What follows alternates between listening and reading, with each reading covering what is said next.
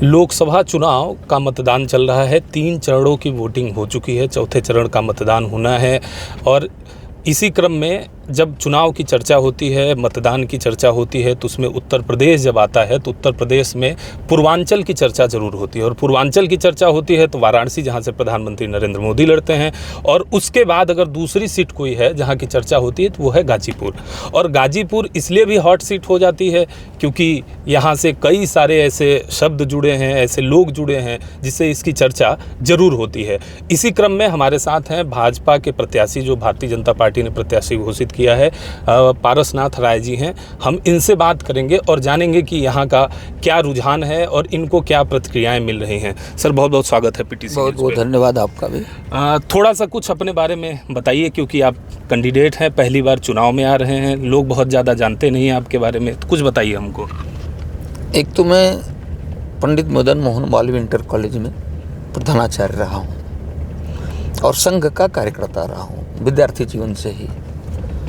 संघ के अनेक पदों पर मैं काम किया और आज भी इस घोषणा के पहले भी मैं संघ का ही पदाधिकारी था। अभी घोषणा के बाद मेरी वहाँ से मुक्ति हो गई। तो ये बात बताइए, जब गाजीपुर की चर्चा होती है ना चुनाव में, तो एक शब्द आता है माफिया, उसकी चर्चा ज़रूर होती है। तो अब आप प्रत्याशी बने हैं और बड़े ही साधारण, मतलब आपके ऊपर तो ऐसा कुछ है नहीं, तो क्या इस बार गाजीपुर की जनता को माफिया शब्द से मुक्ति मिलेगी क्या? देखिए, एक चीज़ बता दें, आप ही की तरह एक सज्जन ने मुझसे पूछा कि आपके सामने तो बड़ा माफिया खड़ा है, कैसे लड़ेंगे चुनाव। हमने कहा कि वो तो ठीक से जानते हैं जो पूछ रहे थे, आप भी जान जाओ कि प्रदेश में योगी जी का राज है। न कोई माफिया है, न कोई बाहुबली है, न कोई बली है। जो था वो ज़मींदोज हो गया, नहीं तो ऊपर चला गया, दिल शिक्षकों के भीतर बंद है। हम लोग क्लास पढ़ाते हैं ना, तो जिनको कुछ नहीं आता है वो लड़के एकदम सर नीचा करके ऐसे समय 40 मिनट बिता देते हैं। तब छोटे अब छुप छुप कर बिता रहे हैं। अब सड़क पर किसी गुंडे बदमाश के आने की हिम्मत नहीं है। तब जमाना समय बदल गया है। तो आपने कहा जमींदोज कर दिया गया। हाँ। और आपके जो विपक्ष में हैं, जो चुनाव लड़ रहे हैं, उनका कहना है, अन्य लोगों का कहना है कि वो शहीद हो गए। और तुलना भी कई हमारे जो क्रांतिकारी रहे उनसे की जा रही है, आप जान रहे हैं। इस पर आपकी क्या प्रतिक्रिया है? यही तो बड़े शर्म की बात है। कहाँ वो क्रांतिकारी आज़ाद चंद्रशेखर, भगत सिंह, राजगुरु, सुखदेव, कहाँ अनेक माताओं का सिंदूर लूटने वाला वो आतंकवादी, अनेक बहनों के भाइयों की राखी उजाड़ने वाला वह व्यक्ति, और उसको शहीद कहें। यही तो उनके 4 साल का विधायक का, 4 बार का विधायक, 2 बार के सांसद रहे हैं, लेकिन उनकी ज़बान पर तनिक कंट्रोल नहीं है। मैंने कहा भी अपने सभाओं के माध्यम से कि माननीय सांसद जी, अपनी ज़बान पर कंट्रोल करिए। ये जो गाजीपुर सीट है ना, ये हॉट इसलिए भी हो जाती है क्योंकि यहाँ से कई, मतलब ये किसी का गढ़ नहीं माना जाता है, किसी का गढ़ नहीं है। लोग कहें भले कि ये हमारा गढ़ है, ऐसा है, लेकिन गढ़ नहीं माना जाता है। आप कहाँ देख रहे हैं इसको? अब की बार जो घूमने पर महसूस हो रहा है, लोग ये बात कह रहे हैं कि अब वो गलती नहीं होगी जो पिछली बार हो गई। क्योंकि अगर मैं चुनाव आज लड़ रहा हूँ तो उसके पीछे 14 से 19 तक का मनोज सिन्हा का जो विकास है ना, वो एक बड़ा कारण है जो मेरे साथ प्लस हो रहा है।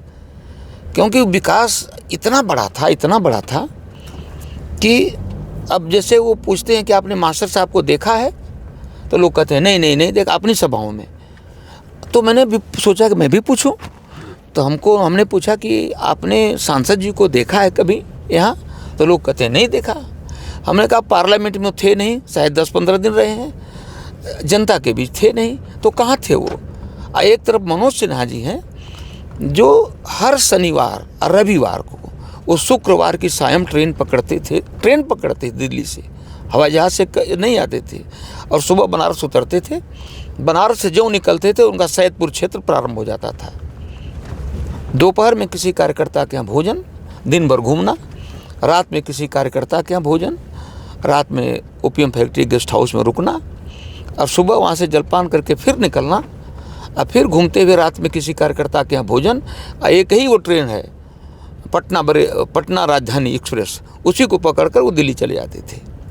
तो उनको फुर्सत थी 2-2 मंत्रालयों के बाद भी सब हमेशा पार्लियामेंट में अपने क्षेत्र में उपस्थित रहे वो। अगर एक लाइन में आपको कहें देहाती भाषा में, तो पॉलिटिकली उन्होंने क्षेत्र को मनसायन कर दिया एकदम से। लग गया कि हाँ कोई राजनेता आ गया है। तो ये बताइए कि जो अभी हम लोग लखनऊ से आ रहे थे तो इतनी अच्छी सड़कें हैं, जहाँ तक हम लोग आए बड़ी अच्छी सड़कें मिली हम लोगों को।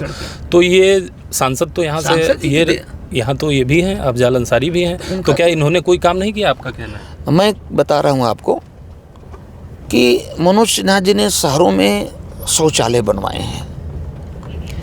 वो शौचालय ऐसे हैं कि करोड़ों के मकान में वैसे शौचालय नहीं है जैसा उन्होंने बनवाया, सार्वजनिक सुलभ शौचालय। अगर एक शौचालय की कीमत का भी कोई उन्होंने काम किया हो तो मैं अपनी दावेदारी वापस ले लूँगा। बता रहा हूँ आपको, उनको मतलब ही नहीं था इन चीज़ों से, और कभी मतलब नहीं रहा विकास के कार्यों से।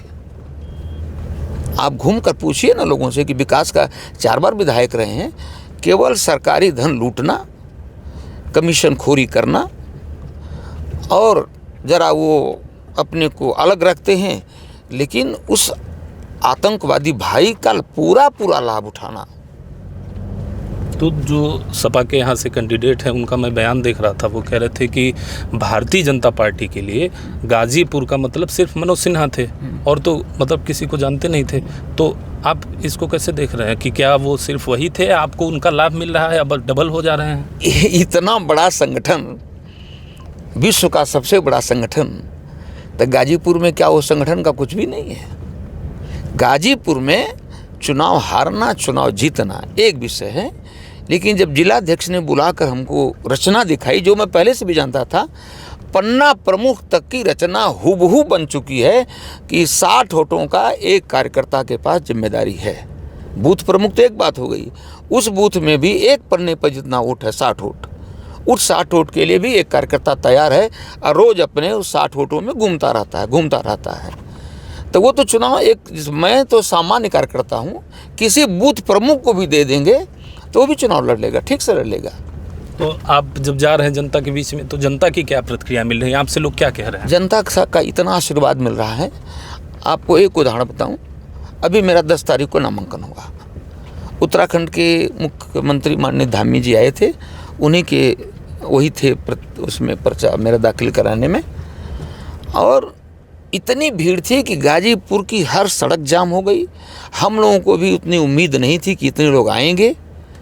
उनको निकालने में सबको पसीना पसीना हो गया कि उनको हवाई जहाज पर चार्टर विमान से आए थे, वो उनको कहीं और जाना था। तो ये अपार स्नेह मिल रहा है, अपार स्नेह मिल रहा है, जनता से आपको मिल रहा है। और आपके जो विपक्षी हैं उनका कहना है कि जनता आपकी औकात नाप देगी। नाप देगी तो देखा जाएगा, नाप देगी तो देखा जाएगा ना। अब उनकी बाणी पर कोई कंट्रोल नहीं है। मैं तो उनको हमेशा माननी कहता हूँ, क्योंकि माननी का नाम मेरा धर्म है जी। जनता ने उनको जो माननी बना दिया था, 4 बार विधायक रहे, 2 बार सांसद रहे, तो उनके जबान पर तो कोई कंट्रोल नहीं है। तो इस बार उत्तर प्रदेश में, पहले आप बताएं कि उत्तर प्रदेश में आप भाजपा को कहाँ देख रहे हैं? भाजपा उत्तर प्रदेश में 80 में 80 सीटें जीतेगी, मुझे जो सुनने में लग रहा है। लोग बता रहे हैं, जैसे बगल की सीट आजमगढ़, लोग कहते हैं टफ है, लेकिन अनेक हमारे रिश्तेदार आजमगढ़ के हैं जो आए हैं अपना शुभकामना जताने मेरे लिए। वो कहते हैं भैया आजमगढ़ में वो दिनेश लाल चुनाव जीत जाएगा। तो गाजीपुर में 5 विधानसभा है जी, 5 विधानसभा में 4 विधानसभा में समाजवादी पार्टी का कब्जा है जी। उसका आपको कोई नुकसान नहीं नज़र आ रहा? कोई नुकसान नहीं होगा जाते, चूँकि गाजीपुर में जो मेरी विधानसभा है जखनिया, उसको तो एक लग रहा है कि आज़ादी के बाद पहली बार कोई जखनिया में किसी को पार्लियामेंट का टिकट मिला है। तो वो तो कितना वोट दे देगी वो विधानसभा, इसका अंदाज ही नहीं लग रहा है, मुझे भी नहीं लग रहा है। क्योंकि सब लोग आके रोज़ मिल रहे हैं, कम से कम 100 की संख्या में मेरे आवास पर। हम कहते हैं भाई अपना बूथ देखो, अपने बूथ पर रहो। कहते नहीं, एक बार मिल लेंगे, बूथ तो रोज़ देख ही रहे हैं। आप भारतीय जनता पार्टी के कैंडिडेट हैं और आपने भाजपा का गमछा तो लिया। ये बहुत बड़ा सहयोग है इनका ना, सुहेल देव पार्टी का ये सहयोग। हमको लोग कहते हैं दोनों रखो, हम कहते हैं भाजपा तो मैं खुद हूँ, ये ऊपर से सुहेल देव का जो सहयोग है, ये सहयोग है। वो ये नहीं कह रहा कि आप सुहेल देव से ही तो नहीं है, पूछ रहा है। नहीं, सब पहचान, इतना तो पहचान है ही है कि सब भाजपा जानते हैं, ऐसा नहीं है। तो गाजीपुर में कितने अंतर से आप जीत रहे हैं या क्या मार्जिन हो? मुझे लगता है कि जो मनोज सिन्हा जी वोट पाए थे जितना, उससे 70 से 80 हज़ार वोट मुझे अधिक मिलने वाले हैं। ये तो स्पष्ट है। लोग मेरे दोस्त मित्र कहते हैं कि न हम लोग काफ़ी अंतर से जीतेंगे, लेकिन इतना मैं बता रहा, मुझे जो लग रहा है कि इतना अंतर तो ज़रूर रहेगा। जो अब आखिरी सवाल है हमारा, जब आप जो है सांसद बनते हैं, अगर जनता आपको भेजती है, तो गाजीपुर में क्या आप अलग करना चाहेंगे? क्या आपका जो लक्ष्य है वो क्या निर्धारित, आपने कुछ किया अभी कि जो नहीं हुआ है वो करना चाहेंगे आप? एक तो लक्ष्य है कि मनोज सिन्हा जी ने जो विकास का काम शुरू किया था और जो रुक गया, उसको शुरू करना। और सबसे बड़ा काम है नौजवानों के बारे में सोचना। ठीक है। मनोज सिन्हा जी ने रोजगार मेला लगाया था डिग्री कॉलेज, पीजी कॉलेज में, और बड़ी बड़ी कंपनियां आई थी, अनेक लड़कों को चुन कर ले गई, लेकिन समाजवादी पार्टी के लोगों ने इतना उपद्रव किया वहाँ कि उसमें कंपनियां कुछ हताहत मतलब निराश हुई। दोबारा उनका कार्यकाल भी बीत गया। मैं फिर कोशिश करूँगा कि वैसा ही कुछ फिर से प्रयत्न किया जाए और उसकी समुचित व्यवस्था की जाए कि कोई बदमाशी ना कर सके उसमें, और जो लड़के योग्य हैं वो चुन के जा सकें। और जो इनके परिवार में भी कुछ विवाद टिकट को लेकर चल रहा है, इसका तो आपको पूरा चल रहा है ना। जैसे अब ये हो गया है कि उनका जो मुख्तार अंसारी का लड़का है, एक दिन बहुत तो कोई रुचि मेरी नहीं, लेकिन बताया गया कि अपना बैग वैग बना लखनऊ चला गया, तो वो खुद टिकट चाहता है। ये नहीं हो रहा कि भय उनकी है, मुख्तार अंसारी की पत्नी वो जेल में है तो उसी को टिकट दे दे, जेल से लड़े चुनाव वो। लेकिन उनको अपनी बेटी ही जब नज़र आई तो घर में तो झगड़ा कितना है, अनावश्यक क्या हम बताएं, लेकिन घर में विवाद ठीक से हो गया है इस बात को लेकर के। बेटी ने भी पर्चा खरीद लिया है, पिताजी ने भी पर्चा खरीद लिया है। अभी हो सकता है कोई और भी कैंडिडेट आ जाए हो समाजवादी। सकता है कोई समाजवादी पार्टी के लोग अखिलेश यादव के यहाँ गए थे, जैसा बताया जा रहा है कि आप उन्हीं के परिवार को टिकट था, हमको क्यों नहीं दे रहे हैं। लेकिन अखिलेश यादव में इतनी हिम्मत नहीं है कि अफजाल अंसारी को से छोड़ा पाए अपने को, क्योंकि वही है उन वोटों की लालच, बड़ा मुसलमान चेहरा, तो उससे अपने को कहाँ मुक्त कर सकते हैं। तो यहाँ जब वो कैंडिडेट अगर हो जाते हैं, अफजाल अंसारी होते हैं, उनके परिवार का कोई होता है, अन्यथा कोई समाजवादी पार्टी का दूसरा कैंडिडेट होता है, आपके लिए कौन सहूलियत प्रदान करेगा, कौन टक्कर देगा? जो भी होगा सब बराबर। एक तो मुख्तार अंसारी के, अफजाल अंसारी के परिवार कोई भी होता है तो मुख्तार अंसारी की का जो एक ठप्पा है उससे अपने को कोई बचा नहीं पाएगा।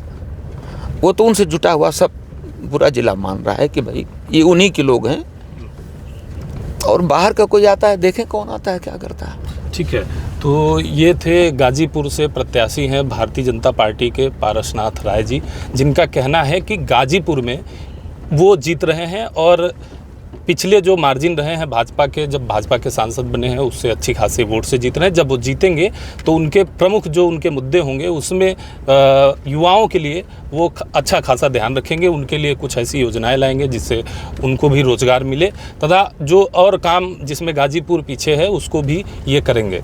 Mangla Tiwari, PTC news, Ghazipur.